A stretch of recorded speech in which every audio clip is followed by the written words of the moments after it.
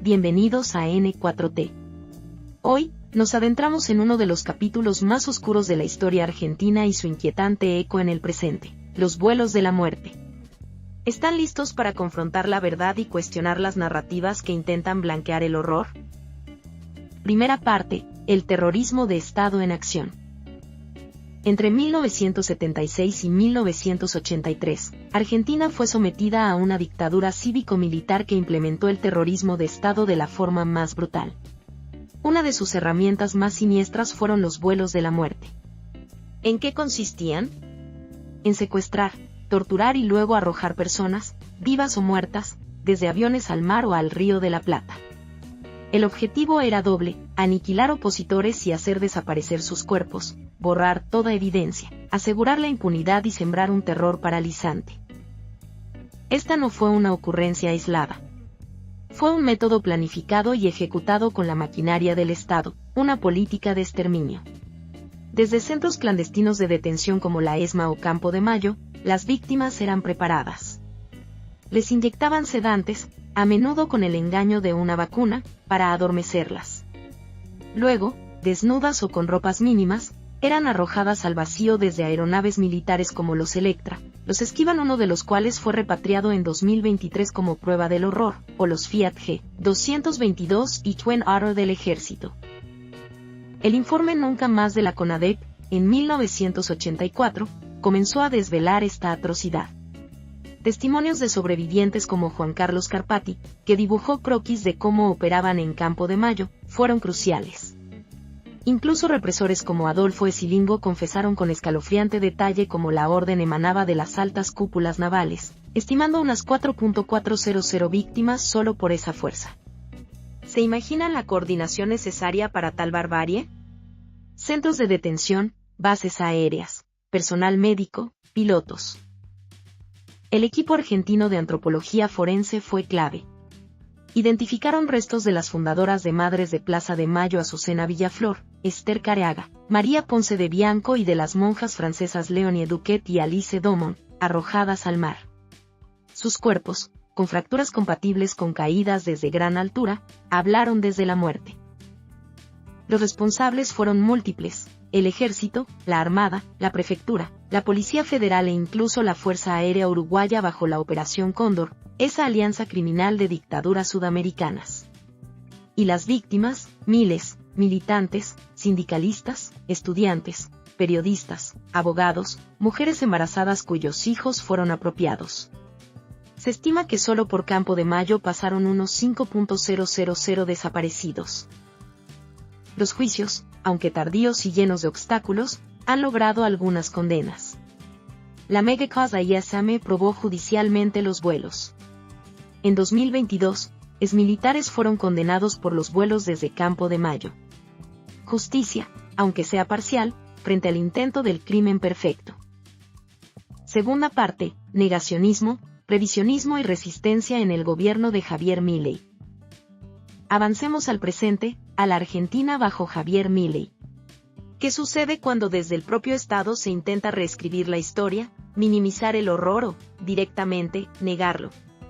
La administración Milei, con figuras como la vicepresidenta Victoria Villarruel, conocida por sus lazos familiares con militares de la dictadura y por visitar a represores condenados, ha impulsado una narrativa peligrosa. Hablan de memoria completa, pero ¿qué significa realmente? En la práctica, es cuestionar la cifra de 30.000 desaparecidos, una cifra que el propio Milei tildó de dibujada en un escritorio para cobrar subsidios. ¿Es esta la memoria completa o un insulto a las víctimas? Villarruel y otros funcionarios, como ciertos pensadores de ultraderecha al estilo de Agustín Laje que intentan edulcorar dictaduras, insisten en que no hubo un plan sistemático de exterminio, sino una guerra. ¿Una guerra? ¿O fue terrorismo de Estado, con la asimetría brutal del aparato estatal contra ciudadanos, muchos desarmados? Esta disputa no es semántica. Llamarlo guerra busca diluir la responsabilidad estatal, legitimar la violencia y, quizás, anular condenas por crímenes de lesa humanidad, que son imprescriptibles. Sitios de memoria como la ESMA, hoy patrimonio de la humanidad, también están bajo ataque. Villarroel sugirió que podría ser disfrutado por todo el pueblo argentino destinándolo a escuelas. ¿Disfrutar un centro de tortura y exterminio? ¿Borrar la historia física del horror? Estela de Carlotto lo calificó, con razón, de ridículo y un intento de borrar la historia. Pero no son solo palabras. Hay políticas concretas. Se han desmantelado o desfinanciado organismos clave, los equipos que analizaban archivos militares para los juicios, unidades de búsqueda de nietos apropiados en la CONADI, el Archivo Nacional de la Memoria. El Banco Nacional de Datos Genéticos, crucial para identificar víctimas, enfrenta recortes brutales. ¿Cómo se puede buscar verdad y justicia sin estas herramientas? Y luego, el anuncio de la desclasificación total de archivos. Suena bien, ¿verdad? Pero, ¿qué valor tiene si al mismo tiempo despiden a los expertos capaces de analizar esa documentación? ¿Es transparencia real o una puesta en escena vacía para impulsar su narrativa de guerra y equiparar responsabilidades? ¿Una estrategia para que la información bruta, sin contexto, sirva a sus fines revisionistas? Se anuncian proyectos de ley para declarar imprescriptibles los crímenes de las guerrillas, buscando equipararlos legalmente con el terrorismo de Estado, algo que la justicia argentina y el derecho internacional rechazan. ¿No es esto un intento de confundir y debilitar el concepto mismo de crimen de lesa humanidad? La reacción no se ha hecho esperar. Organismos de derechos humanos como Madres, Abuelas, HIJOS, una de cuyas militantes sufrió un brutal ataque vinculado al discurso de odio oficial, y el CELS denuncian este negacionismo y vaciamiento. Las calles se llenan en cada aniversario del golpe, como el masivo 24 de marzo de 2025, repudiando estas políticas. La comunidad internacional, desde la CID hasta la ONU y Amnistía Internacional, expresa profunda preocupación. Expertos como Daniel Firestone advierten, el negacionismo no es solo negar hechos, es evitar la responsabilidad, es minimizar, es relativizar. Es una reacción que puede habilitar discursos de odio y corrientes fascistas. ¿Y el impacto en las víctimas, en sus familiares? Es una revictimización constante. Escuchar a quienes deberían repararlos, negar su dolor, descalificar su lucha como un curro. Genera angustia, indignación y un profundo daño a la salud mental. Reabre heridas. La sociedad argentina se polariza.